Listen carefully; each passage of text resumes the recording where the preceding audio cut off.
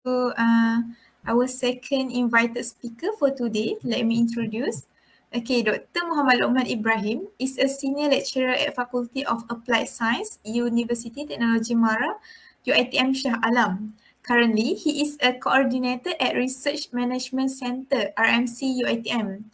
His expertise is in the application of heterogeneous catalysts and photocatalysts for renewable energy and the environment. He is the recipient of the top 10 UITM's authors for the publication in Scopus/WOS Index Journals 2020 and recipient of UITM's Young Talent Research Grants. Previously, he was awarded by the University Putra Malaysia for the UPM's PhD as the Gold Medal Award and Postgraduate Chemistry Medal Award. Anugerah Tan Sri Ong Ki Hui by Institute Kimia Malaysia. Okay, his title for today is Photocatalysis for Organic Wastewater Treatment from the Basis to Current Challenges for Society. Okay, please welcome Dr. Lokman.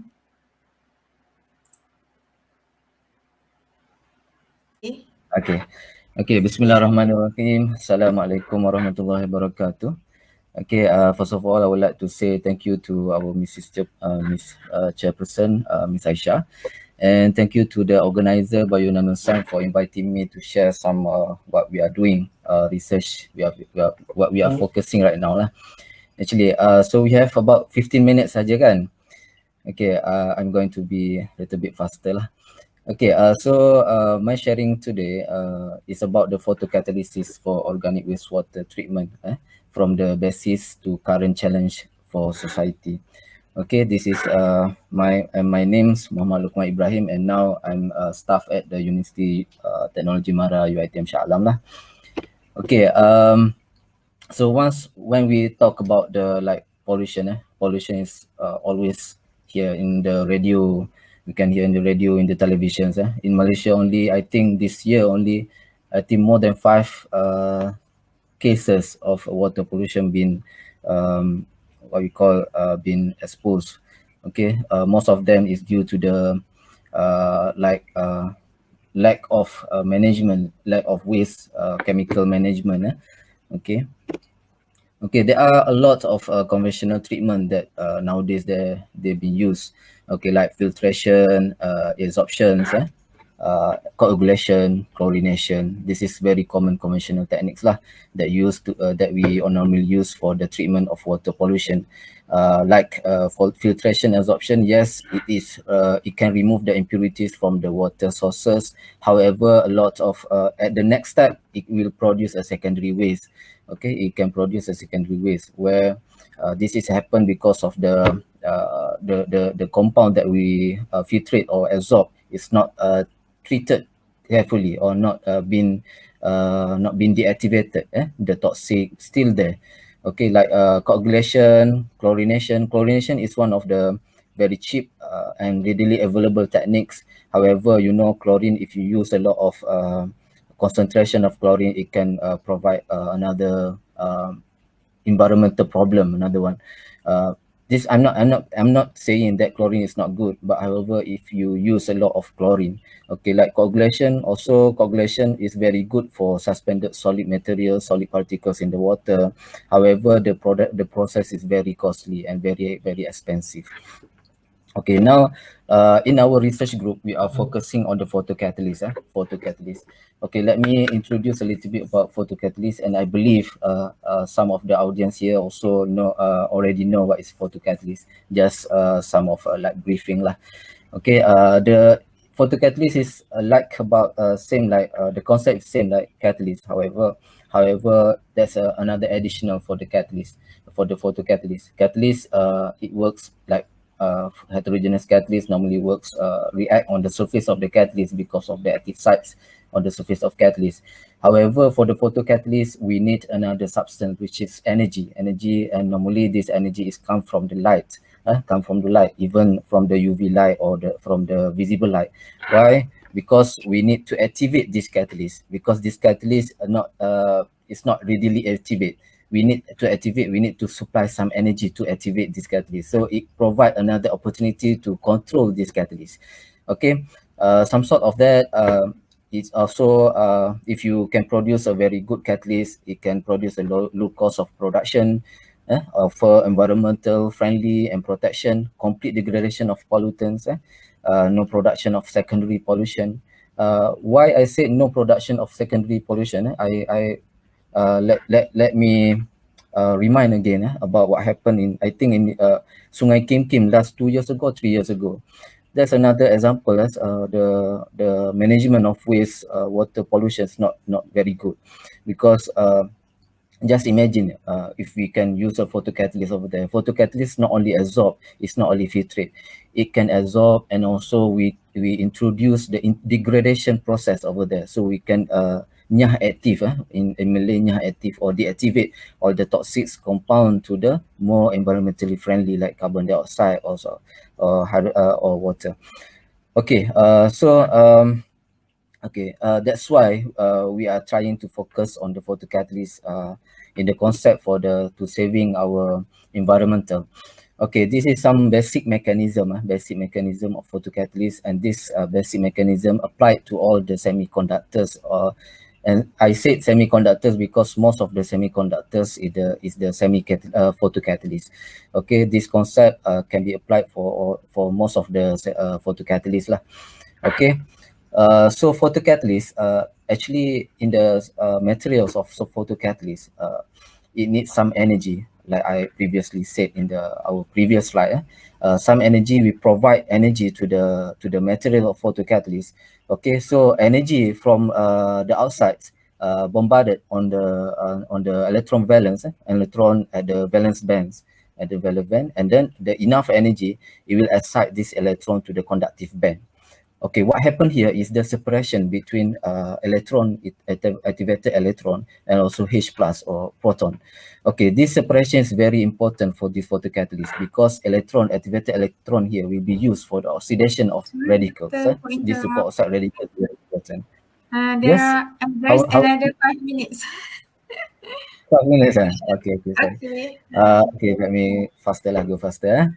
Okay, so another one is H plus, and this H plus will be used to produce a hydroxyl radical, and both of these components very important, which theoretically will react with our molecules, compound molecules, or whatever lah comes, like dyes or chemical waste or pharmaceutical waste or toxic waste, or like persistent organic pollutant waste come from the agriculture waste.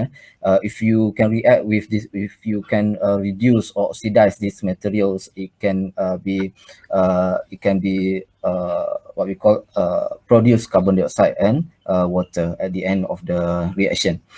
Okay, so photocatalyst is not only for the water treatment, it's many application like water purification, for the side mirror of the car to last longer of the mirror, resident interior like curtain, wallpaper, medical is also very important, very interactive. Okay, self-cleaning face mask. Normally self-cleaning face mask, like, because last time I tried to study about this actually, and just put it photocatalyst on the face mask, and we can make it like self-cleaning face mask. Self-cleaning face mask.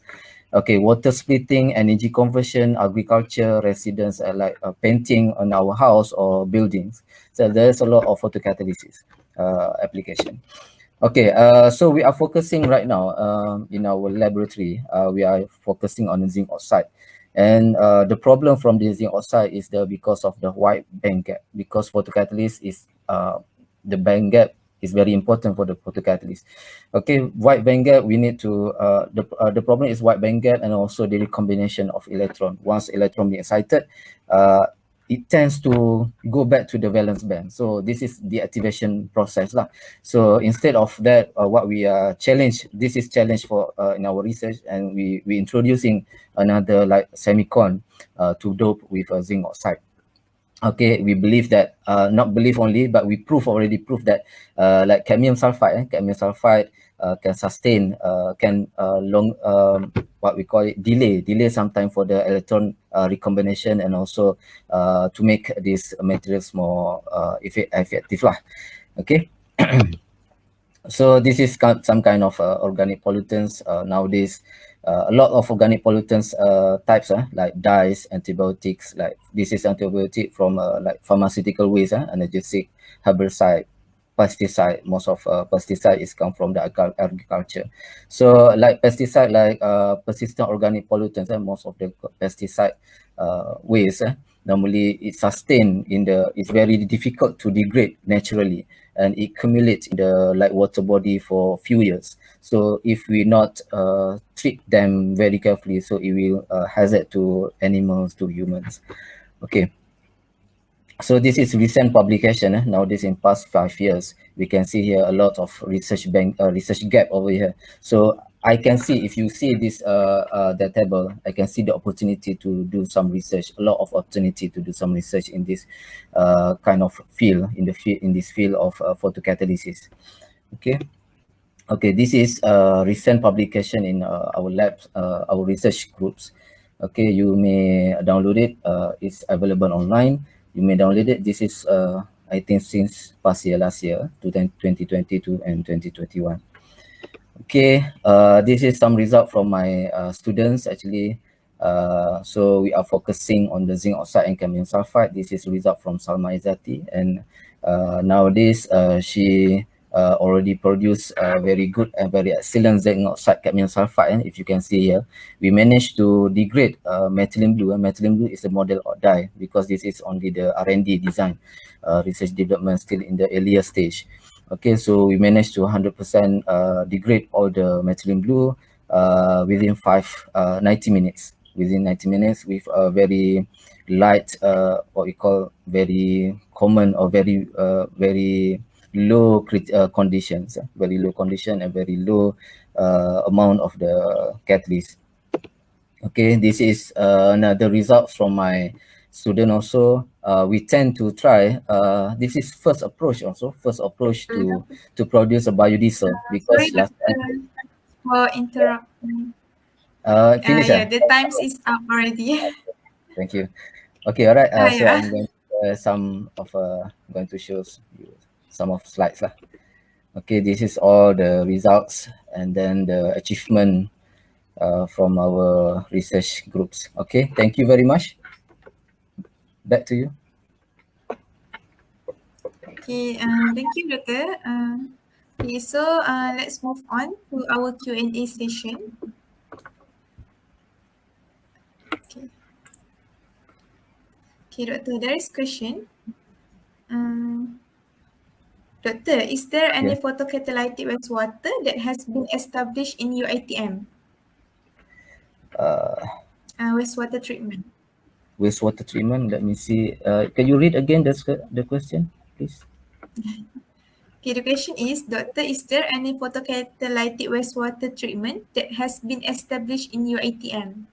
Yes. Currently, it's not actually what I know lah nowadays, because I had one of the coordinator at RMC.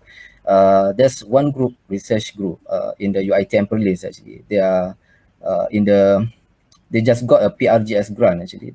Just got PRGS grant, that's for prototype, and I saw the design of the photocatalyst they produce, but they are focusing on the TiO2, titanium oxide, and they add another coagulation before. There's another stage of coagulation to make it the reaction more efficient. However, this is only at the earlier stage of the prototype. So that's why in my research group, we have also collaboration with them to get some experience, or to get some sharing from their knowledge lah about this, because we are going furthermore, right? Okay, thank you for the question. Okay. Okay, thank you, Dr. Luqman, for the answer and the wonderful sharing. Okay,